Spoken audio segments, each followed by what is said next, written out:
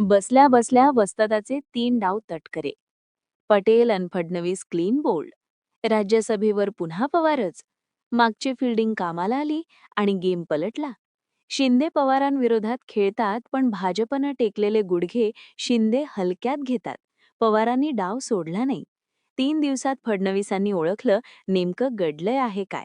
6 वर्षांचं राजकारण केल्यानंतर अपराजित योद्धा म्हणून पवारांकडे पाहावं लागतं.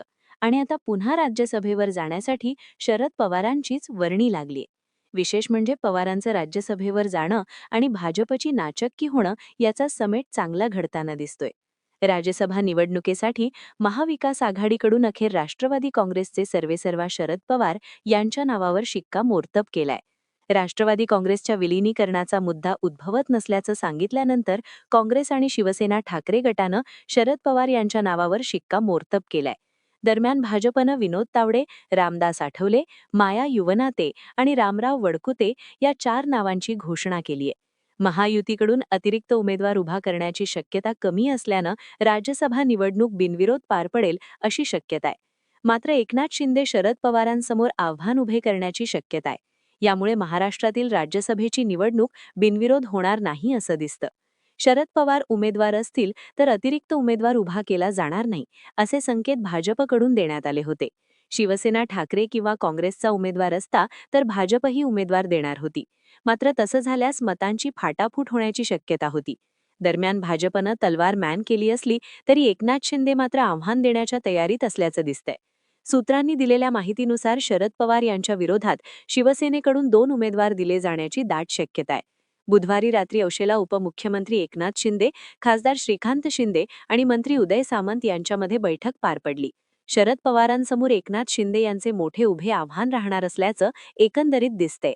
राज्यसभा निवडणुकीत आकड्यांचा खेळ रंगणार असून सामना रोमांचक होणार आहे.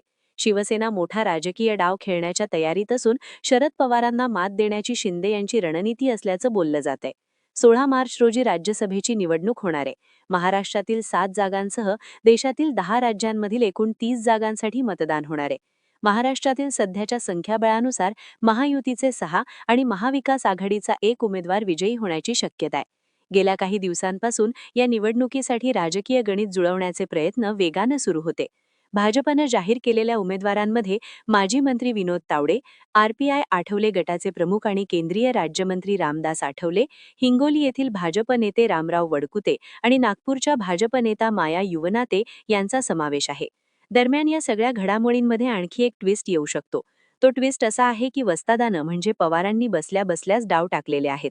पटेल आणि तटकरे हे सध्या वस्तादानं टाकलेल्या डावामुळे एकाती पडले तशा चर्चा आहे. पहिल्या दिवशी शरद पवारांनी अजित पवारांच्या निधनाच्या दिवशी समोर यानं हा अपघात आहे, याला राजकारणाचं स्वरूप देऊ नका असं सांगितलं. तिसऱ्या दिवशी उपमुख्यमंत्री म्हणून सुनेत्रा पवार शपथ घेणार होत्या असं वाटलं. शरद पवार काहीतरी वादग्रस्त स्टेटमेंट करतील, पण त्या जर उपमुख्यमंत्री पदाची शपथ घेत असतील तर आनंदच आहे. पटेल तटकऱ्यांसारखे लोक आता त्यांचे नेते आहेत असं सांगून पटेल आणि तटकऱ्यांकडे बोट दाखवलं. पुढे जाऊन पटेल आणि तटकऱ्यांचे जे व्हिडिओज व्हायरल झाले त्यातून दिसत होतं विलिनीकरण होऊ द्यायचं नाहीये, सत्ता आपल्याच पाशी फिरवायची आहे. आणि आता तर राष्ट्रवादी अजित पवार गटाचे जे नेते आहेत, आमदार आहेत, त्यांनीच पटेल आणि तटकरे यांची स्वतःची कार्याध्यक्ष म्हणून स्वतःचं निवड केली आहे. यावरती सुद्धा आक्षेप घेतल्याचं बोललं जाते. एकंदरीत पक्षात सगळी पटेल आणि तटकरे यांची मनमानी चालते हा मेसेज पोहोचवलाय.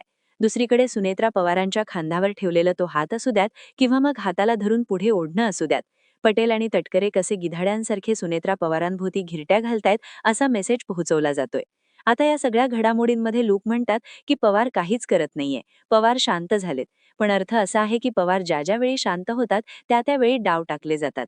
आता राज्यसभेला सुद्धा जर पवार मतदानात असतील तर भाजप त्यांच्या विरोधात एकही उमेदवार देणार नाही. जिथे भाजप, फडणवीस आणि दिल्लीतील नेते पवारांसमोर काही वेळासाठी शांत होणं पसंत करतात, तिथे पटेल आणि तटकऱ्यांसारखी लोक टिकू शकतील का? याबद्दल तुम्हाला काय वाटते ते आम्हाला कमेंट करून नक्की सांगा. आणि असेच माहितीपूर्ण आणि राजकीय व्हिडिओ सर्वात अगोदर बघण्यासाठी आपल्या हक्काचं चॅनल माझ्या ठळक बातम्या या YouTube चॅनलला नक्की सबस्क्राईब करा. धन्यवाद.